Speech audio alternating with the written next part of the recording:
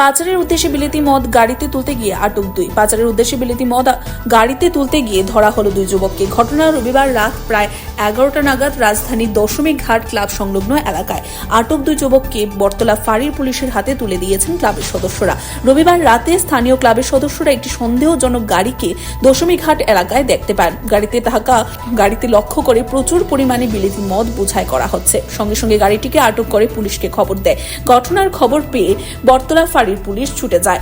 Police Maruti ওমনি গাড়িতে তল্লাশি চালিয়ে প্রচুর পরিমাণে বিলেতি মদ উদ্ধার করে। সেই সঙ্গে গাড়িতে থাকা 2 যুবক মদন সরকার ও আকাশ সরকারকে থানায় নিয়ে যায় পুলিশ। প্রাথমিক তদন্তে পুলিশ জানিয়েছে গাড়িতে প্রায় 100 বোতলের উপর বিভিন্ন ব্র্যান্ডের বিদেশি মদ বাজেয়াপ্ত করা হয়েছে, যার বাজার মূল্য আনুমানিক 60 থেকে 70 হাজার টাকা হতে পারে।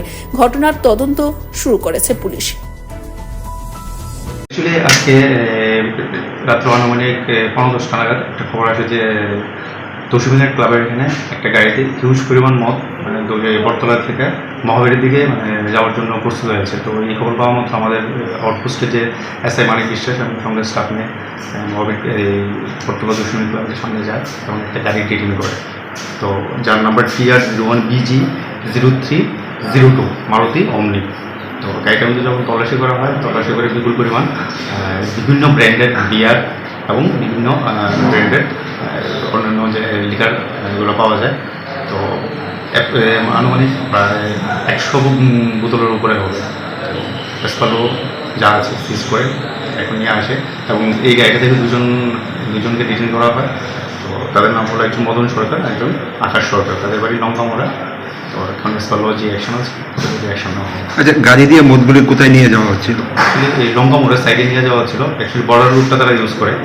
তো এই রুট থ্রুতে লঙ্কামোড় নিয়ে যাওয়ার জন্য তারা গাড়িতে মালগুলো নিয়েছিল। আচ্ছা, গাড়িটা কি স্থানীয় যুবকরা আটক করে না পুলিশে আটক করেছে?